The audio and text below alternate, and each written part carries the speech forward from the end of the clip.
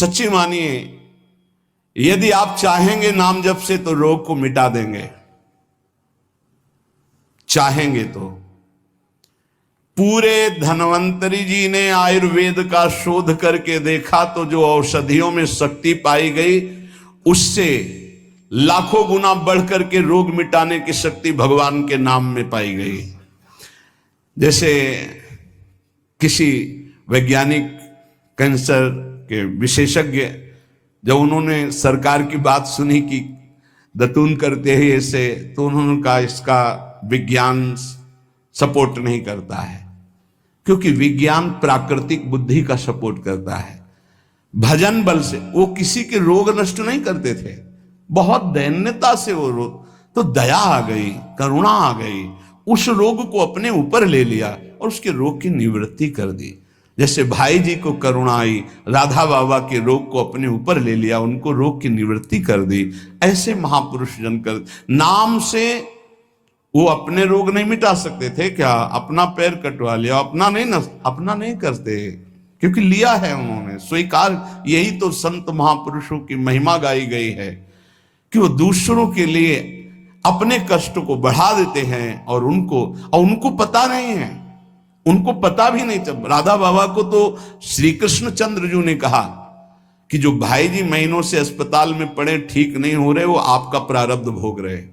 तब बाबा जा करके बोले, भाई जी ने कहा क्यों व्यर्थ की बात कर। जब उन्होंने कहा नहीं श्री कृष्ण ने कहा है, तो उनका बाबा हमें कोई फर्क नहीं पड़ता, लेकिन आपको फर्क पड़ जाता, इसलिए हमने प्रारब्ध को आपके स्वयं ले लिया है।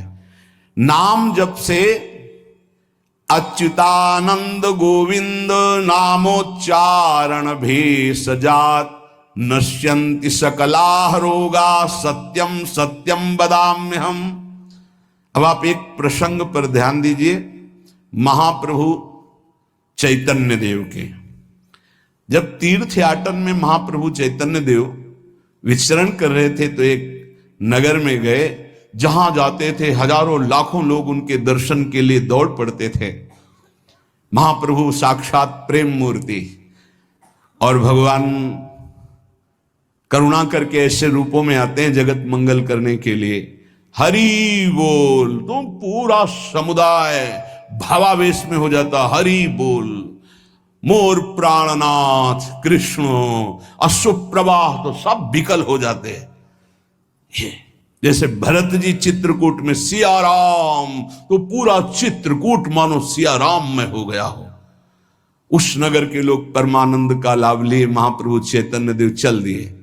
तो एक वासुदेव कुष्ठी थे जिनके गलित कुष्ठ शरीर में था, वो चल नहीं सकते थे, तो घुटनों के बले से रगड़ रगड़ करके वहां आए। जब वहां आए तो भीड़ लगभग जा रही थी, तो उनका कहाँ गए वो सन्यासी महापुरुष जिनके सब दर्शन करने आ रहे थे, मैं नीच भी दर्शन करने आया, कहाँ गए? बोले वो तो चले गए। बहुत विकल हुए, रो पड़े कि वैसे ही दुर्दशा भोग रहा हूं, एक बार नाम सुना था, दर्शन पाने के लिए आया, वो तो चले गए। हाय अब कैसे, मैं चल भी नहीं सकता, दौड़ भी नहीं सकता। इतनी विकलता कि महाप्रभु एकदम खड़े हो गए और दौड़ पड़े वापस और लौट करके आए। ओ जेव देखा सामने गौर वर्ण गौरांग महाप्रभु, चिल्ला कर रो पड़े, अरे करुणा में प्रभु। बोले सिर्फ आपके लिए आया हूं, सिर्फ आप। अब आप देखिए, महाप्रभु ने पकड़कर खड़ा किया, वो रो रहा, छुओ मत, मेरे शरीर में पीब है, दुर्गंध है, प्रभु मैं नीच हूं, छूने लायक नहीं। प्रभु ने खड़ा किया और ऐसे जीव ही गले से लगाया, वो तो चीख पड़ा, प्रभु आपके इस परम पावन देह के स्पर्श लायक ये दे नहीं, नाथ आपके शरीर में पीब लग जाएगी। महाप्रभु ने बिल्कुल नहीं सुना और ऐसे गले से लगाया और कहा, तुम्हारे स्पर्श से श्री कृष्ण के आलिंगन का सुख मिल रहा है। जे भी आंख खोलकर वासुदेव कुष्ठी ने देखा तो कहीं कोई कुष्ठ नहीं। वैज्ञानिक मानेंगे इसे? आप चैतन्य चरित्र में पढ़ लीजिए, जे भी महाप्रभु चैतन्य देव ने आलिंगन किया, एक भी कुष्ठ का दाग नहीं रह गया। क्या हुआ? कृष्ण नाम का प्रभाव। एक आत्महत्या करने जा रहे थे, गलित कुष्ठ था, भाई जी के पावन चरित्र में पढ़ लीजिए, तो कंबल ढके हुए उनको किसी ने कहा कि मरने से पहले एक बार भाई जी के पास चले जाओ, ऐसे महापुरुष के दर्शन करके ही मरो जब तुम्हें मरना ही है तो। पर एक बार उनका उद्देश्य था कि भाई जी के पास जाएगा तो इसका विचार बदल जाएगा, आत्महत्या का जो है ये विचार नहीं रहेगा। भाई जी ऑफिस में थे, किसी ने कहा कोई बहुत अपने शरीर को ढके हुए केवल आंख दिखाई दे रही और रो रहा है, कह रहा है एक बार भाई जी के दर्शन करा दो। भाई जी तत्काल भावावेश में हो गए और बुलाया, हाँ क्या सेवा करे, क्या बात, आप क्यों रो रहे हैं? उन्होंने कहा कि प्रभु मैं बहुत पापी और नीच हूं। नहीं नहीं भाई ऐसा मत बोलो, क्या बात है, आप कंबल से अपना मुख क्यों ढके, हटाइए। तो जे भी हटाया तो घाव पीप पूरे शरीर में, गलित कुष्ठ, पापों का बड़ा भारी दंड। सहम गए देखकर भाई जी। उनका नहीं नहीं कोई बात, बोले बस मैं आपके दर्शन करके आत्महत्या करना चाहता हूं, कोई मुझे कहीं समाज में कोई ठौर नहीं, सब मुझे घृणा की दृष्टि से देखते हैं, इसलिए मैं अपने। भाई जी ने कहा नहीं नहीं नहीं, तुम्हारे ऊपर श्री कृष्ण की कृपा है, ऐसे जे ही आलिंगन किया कुष्ठ गायब। चरित्र में पढ़ ले, क्यों? क्योंकि नाम जप है, संकल्प किया उसके, संपूर्ण पाप नष्ट हुए, भस्म हुए, रोग गायब। रोग कहां से होता है? पाप का दंड है रोग, खत्म हो गया।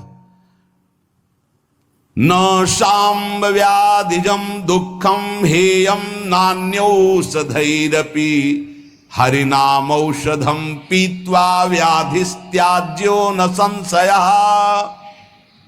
कितना भी बड़ा रोग हो जो किसी और औषधि से न खत्म हो रहा हो और नाम जब किया जाए और संकल्प कर दिया जाए कि ये रोग ठीक हो जाए, तो हरिनाम औषधि से बड़ा असाध्य रोग भी ठीक हो जाता है। बोले कर लो अपनी किडनी ठीक, बीमार तो हो आप। तो सच्ची कहते हैं, वृंदावन में बैठे 100 के 100% में 1% भी इच्छा नहीं कि हमारी किडनी ठीक हो जाए।